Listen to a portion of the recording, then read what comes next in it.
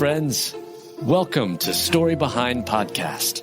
This is the show for people who love hearing a good story and who believe the world could use more positivity. We're the team behind GodUpdates and God2, and we hope these weekly short stories will brighten your day.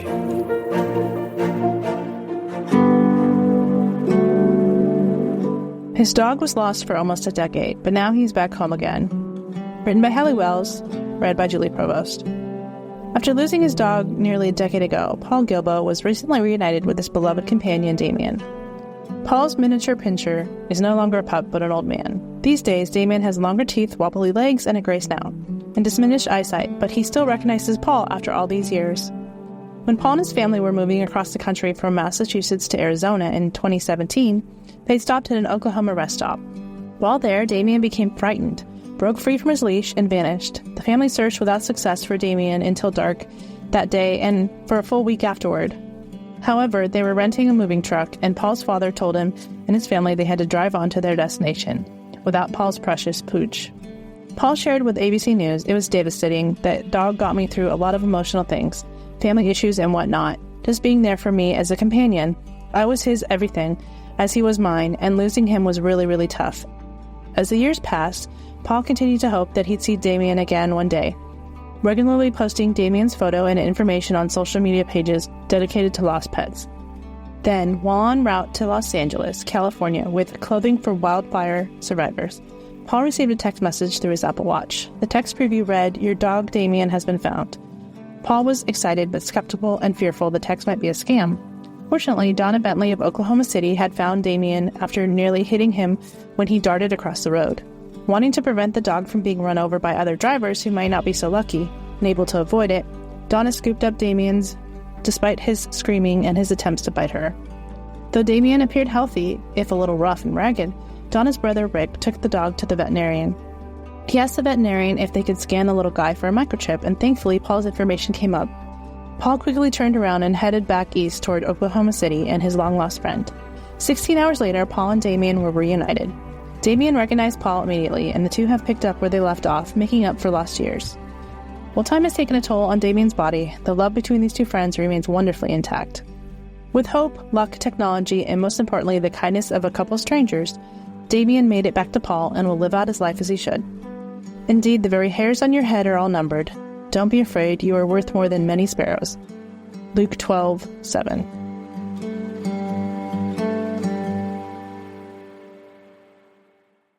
We're all touched by the mental health crisis, and many in our church communities are seeking support. We need compassionate Christian therapists walking alongside them through every season.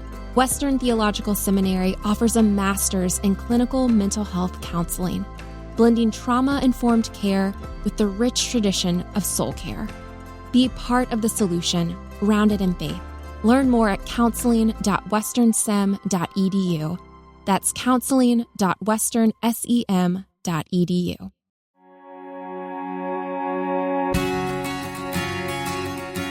Teen found a lost wallet while fishing with $2,000 inside and knew just what to do.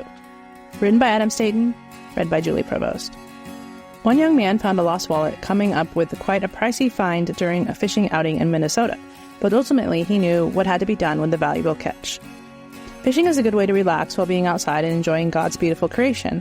While fishing is a hobby of many, even the most experienced fishermen can go hours without a single bite or the slightest nibble. An entire fishing outing can result in no noteworthy finds. However, that was not the case for this one Minnesota teenager. Connor Hasla, a 14-year-old, was fishing with his cousin on the lake of the woods hoping to pull in something, a fish or two, according to Insider. The young man had their heart set on reeling in some walleye. But on that day, Connor didn't find a fish. Instead, he reeled in a wallet with thousands of dollars in cash, according to ABC 7.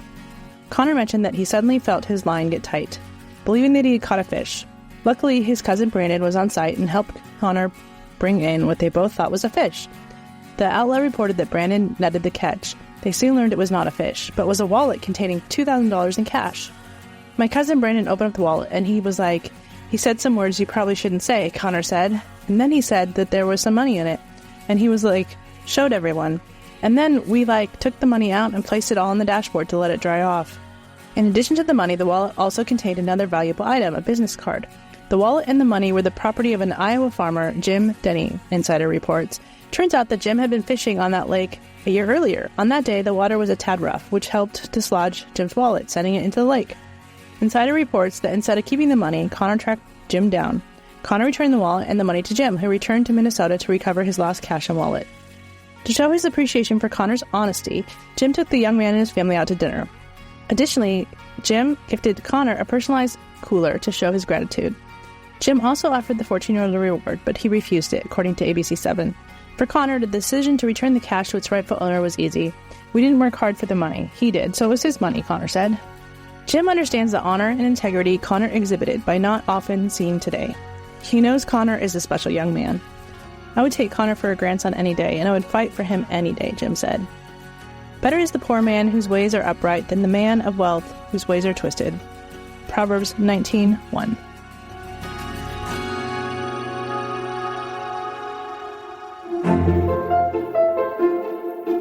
Thank you so much for listening to Story Behind Podcast. We're really glad you joined us for this week's story. To see photos and videos that may have been referenced in this episode, check out the links in the show notes. And if you enjoyed what you heard today, subscribe to our podcast, and please tell a friend about us. We'd also love it if you'd rate us and leave us a review. It really does help more people find us. Story Behind is a Salem Web Network production.